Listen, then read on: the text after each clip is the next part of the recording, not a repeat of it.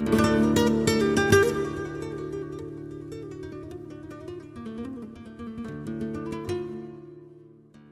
everybody. Welcome to this week's video lecture. Today we're going to talk about the Song of Roland. With that, let's go ahead and get started. I'd like to begin by talking about the theoretical readings. The Song of Roland is a French epic that's written somewhere between the 9th and 10th centuries. It narrates events in the reign of King Charlemagne, who's the founder of the Carolingian Empire. Maria Rosa Menocal's The Ornament of the World describes the time period of Muslim Spain, which lasted between 711 CE and 1492. The Ornament of the World describes Muslim Spain as a period of convivencia between Jews, Christians, and Muslims.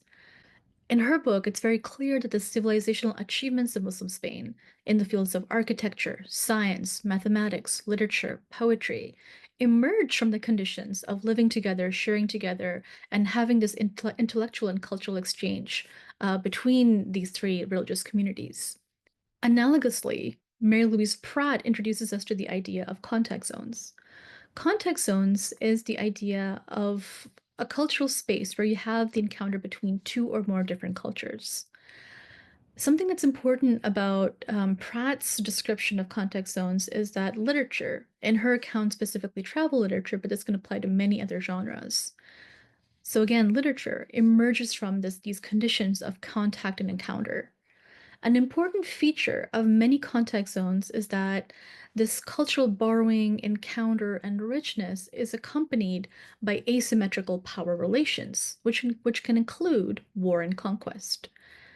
The Song of Roland is about the Crusades, which is a period of warfare and military conquest, but also a time period when you had many context zones emerge and a lot of cultural borrowing take place. So, before I begin talking about the Crusades and the historical background for the Song of Roland, I'd like to basically just call out how the Crusades continues to linger in our popular imagination today. We can think about popular films such as Keira Knightley's 2004 King Arthur, Ridley Scott's 2005 The Kingdom of Heaven. We can think about the 2007 film Arn the Knight Templar. We can think about the 2010 film Robin Hood.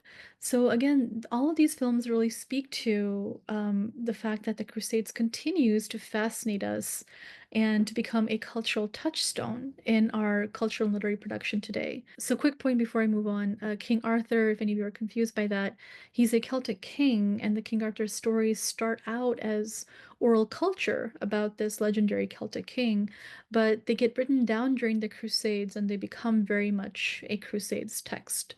So, for instance, when you read King Arthur stories by, say, Sir Thomas Mallory and others, they feature characters like Muslim knights, right?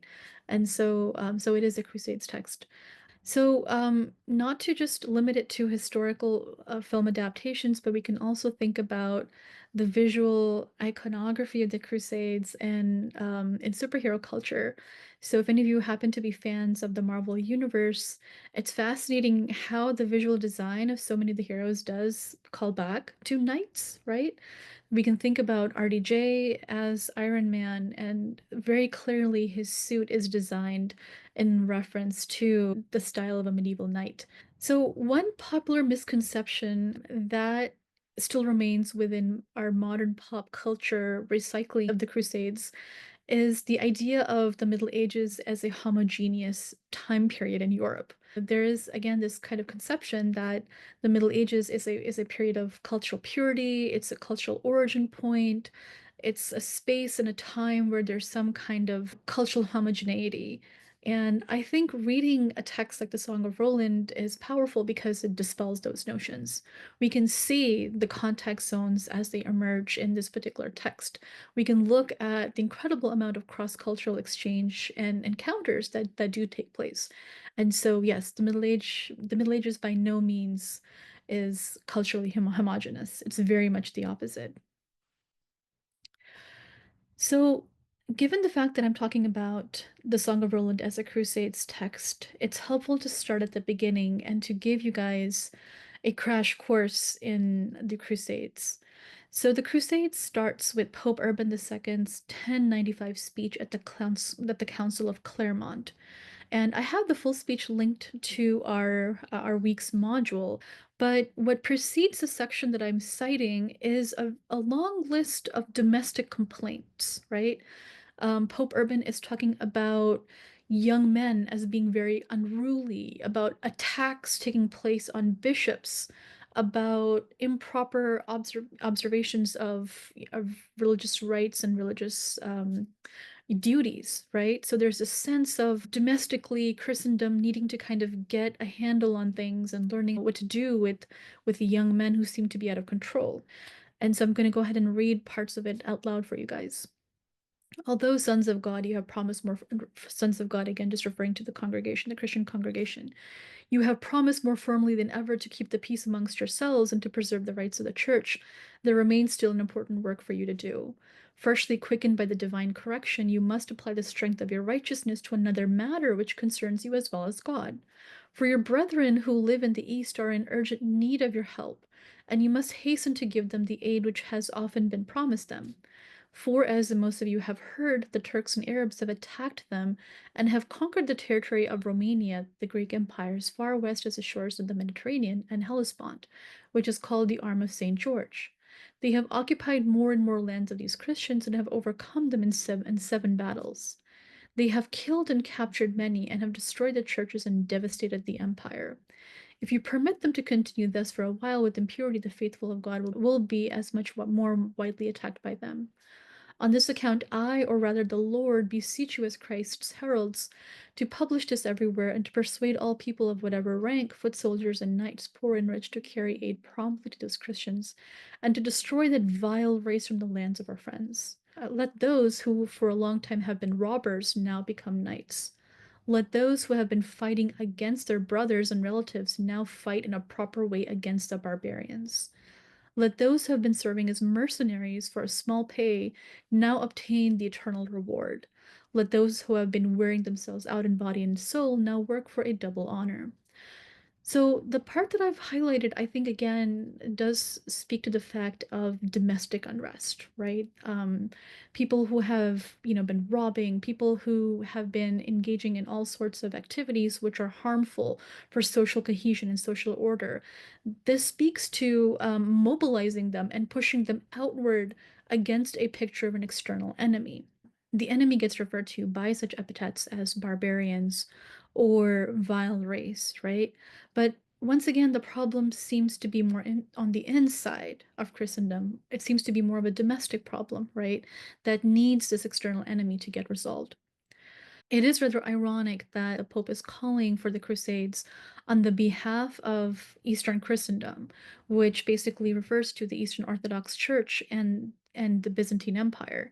That is because Pope Urban II is delivering the speech in 1095, and in 1054, Pope Leo IX actually excommunicates the Eastern Orthodox Church. And so when we talk about today about the division between the Roman Catholic Church versus the Eastern Orthodox Church, it's not the same church because in 1054, the Eastern Orthodox Church had been excommunicated. As the Crusades unroll, very successfully mobilizing young men from all across Europe to fight this newly baptized external enemy, the Muslims, there are two main fronts that emerge. So you have the Eastern Front, which lasts from 1095 CE to 1270 CE, and that's centered in Palestine, Syria, Levant. So you have the Kingdom of Jerusalem that gets established. There are 8 or 9 major crusades that take place on this Eastern Front. The Western Front of the Crusades is located in Spain, and it involves Frankish knights aligning with Northern Christian soldiers to push against and fight back against Muslim Spanish empires. And this lasts from 718 CE to 1492 CE. And so the Western Front of the Crusades does succeed, right? It evolves and becomes that a conquista, the reconquest of Spain, which is completed by Ferdinand and Isabella in 1492, but the Eastern Front fails. I also want to give you a brief background on Muslim Spain And I'm not going to spend too much of the video talking about it, but I just want to give you some context for understanding Muslim Spain as a site where the Song of Roland takes place and also as a space of convivencia. So the Muslim empires in Spain begin actually in the east, in the Syria and the Levant. The Umayyad Empire is the first empire in Islam, and it's actually taken over by the Abbasid Empire. So from the eastern part of the Umayyad Empire, you have a young prince called Abdurrahman, who basically escapes with his life, goes to North Africa.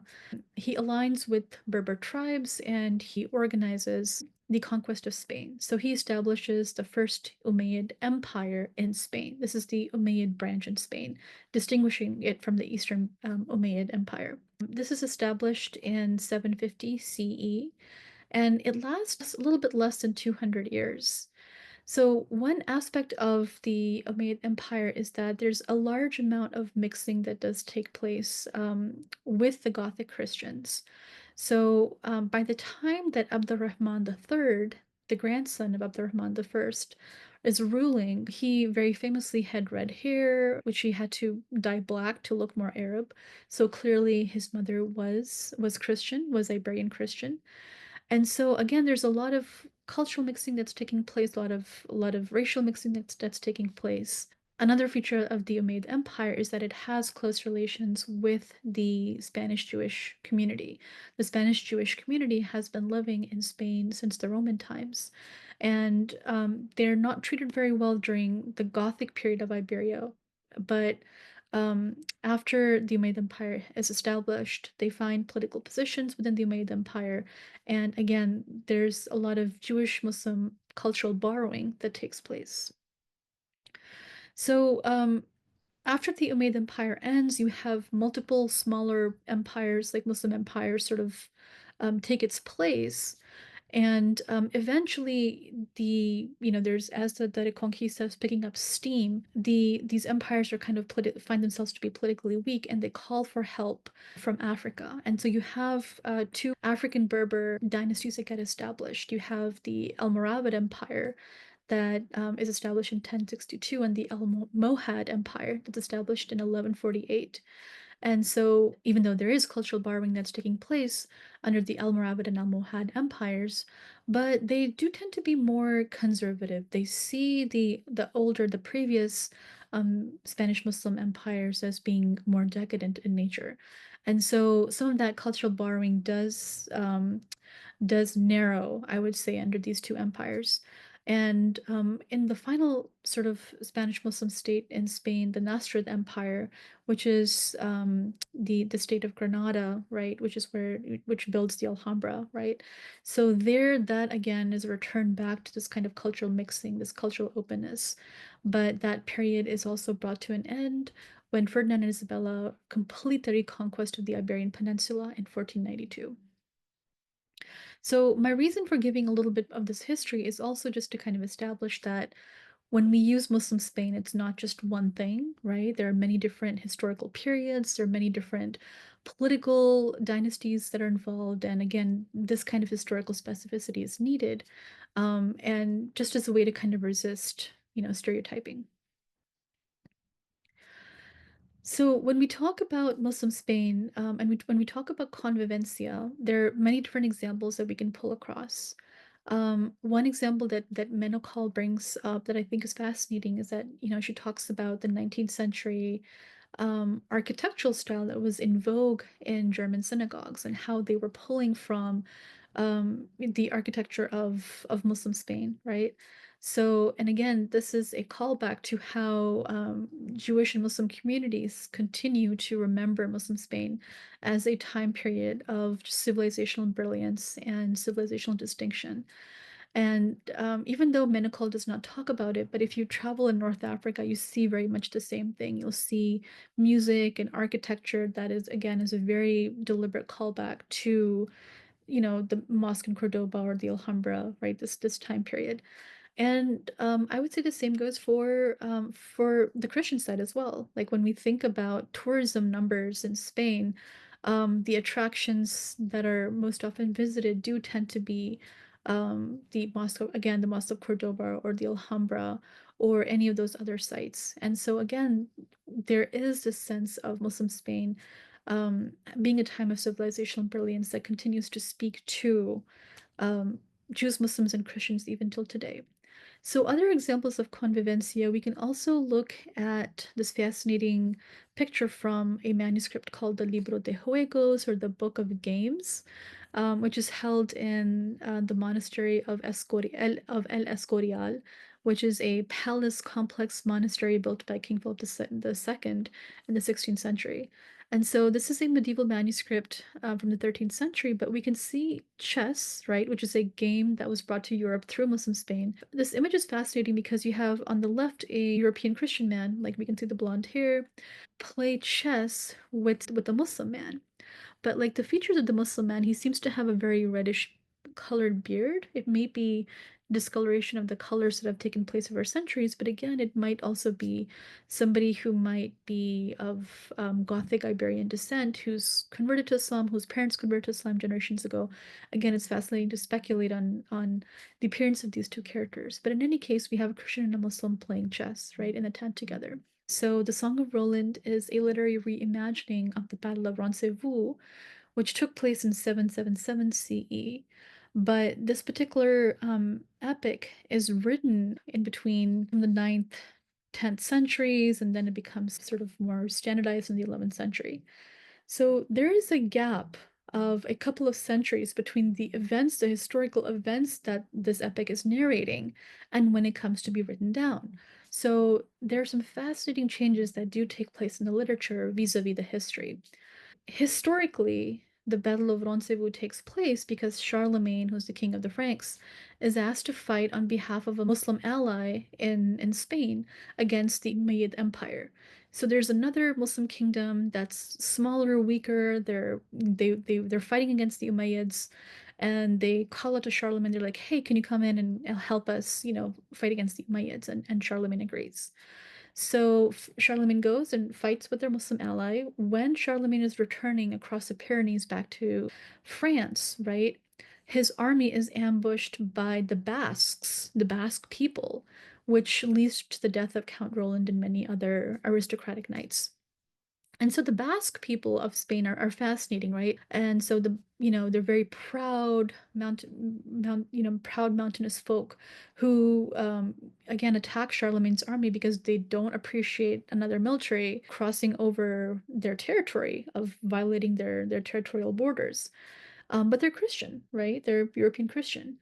And so what happens in the Song of Roland is that this event becomes a story of Christian Muslim conflict, right? So it's reimagined as a crusade story, a story of a group of knights under Charlemagne that's mobilized to fight against a multicultural, multinational Muslim army. So that is fascinating. So it's evoking this kind of call to arms, this call to mobilization that was issued by Pope Urban II in his speech to the Council of Clermont. So there are a couple of key themes that I do want you to keep in mind as you're thinking about the Song of Roland. The first is the representation of otherness. So think about the similarities and differences that emerge between the Muslims and the Christians. Think about cross-cultural and cross-religious relations. And so one thing that does emerge, one dynamic that's fascinating, is that even though there's a lot of otherness, we can still see a lot of cross-cultural affect, right? There's this sense of admiration that does emerge in many, many spaces, right? And you can kind of tease out these complexity of cross-cultural relations a little bit more. We can also think about the way gender is represented in the epic. The epic tends to be a very masculine genre. It's about warfare, heroes. But then you have very evocative women characters too, right? Or you might have spaces where you don't have any women. And so you might, again, think about the role gender is playing in the story. You could think about leadership. You could think about the social dynamics of Charlemagne's court vis-a-vis the dynamics of the Muslim courts that are represented in this story. And you can think about the how, like all the literary devices that are being used in the story, such as foreshadowing, parallelism, imagery, and the like. So The last thing I'll talk about is terminology, because you guys need to have a handle on the very capacious racial and ethnic terminology that's being used for the two sides. So let's go ahead and start with the Crusaders. The Crusaders, this word comes from the Latin word cruciate, which means one marked by the cross. And this word emerges in 13th century, but then you also have a lot of other words that emerge, right, in medieval Europe to refer to the Crusaders. We encountered the word Franks a lot. So Franks refers to a German federation of tribes that came to inhabit the region known as France, but also Germany and the Netherlands.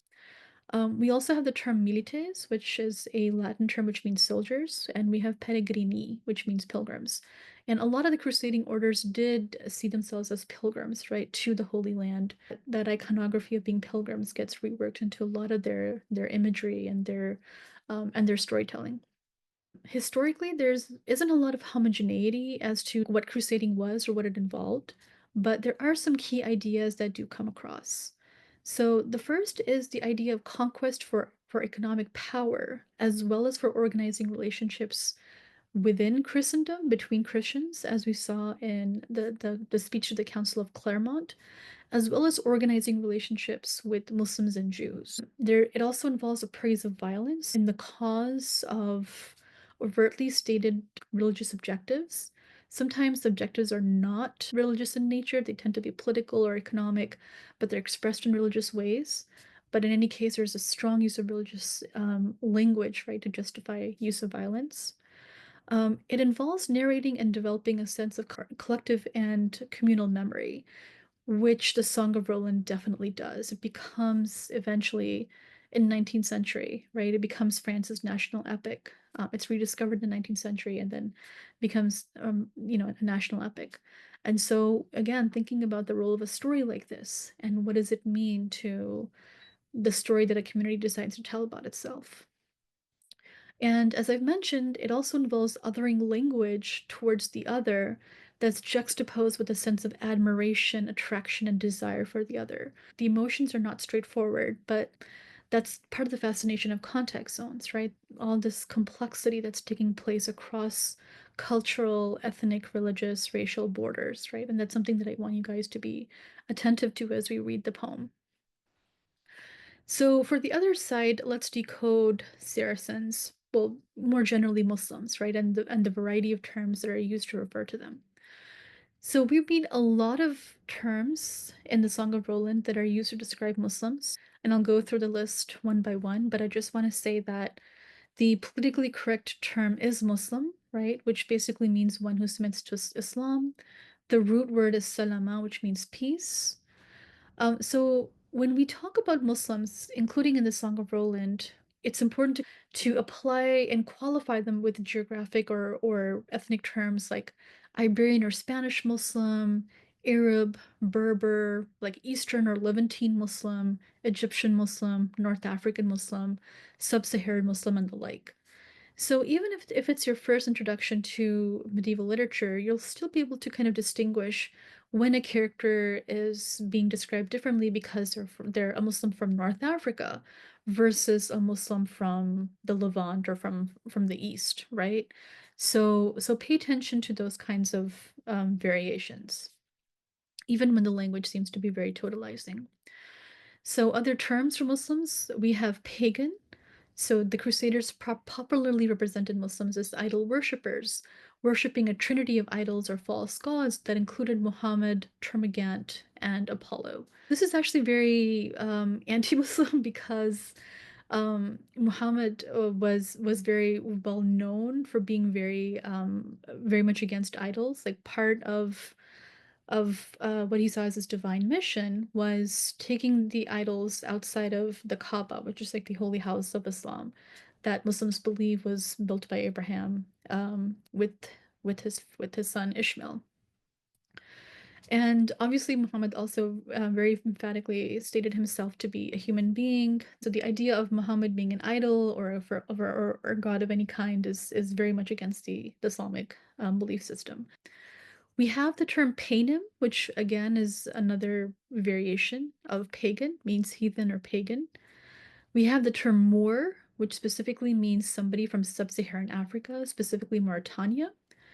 But it's also used for North African. So generally, it's kind of like a African term, right? It's applied to people from Africa, um, and especially African identity overlapping with Islamic identity.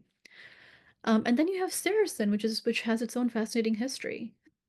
The Crusaders believed Muslims to be descendants of Ismail, right? The son that Abraham fathered with his slave Hagar. But the Crusaders, and which is true, right? Muslims and Arabs and generally trace their descent, spiritual or ethnic, from Ishmael.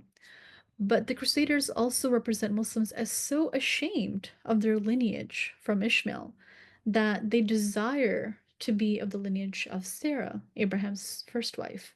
So much so that they call themselves Saracens as a way to pass themselves off of Sarah's lineage. So this particular word Saracen ties into the idea of Muslims as other, as Hagarine, as of the descent of the genealogy of Ishmael, but ashamed of that and wanting to be of the genealogy of Sarah, right? And so Sarah's son. That's where that word comes from.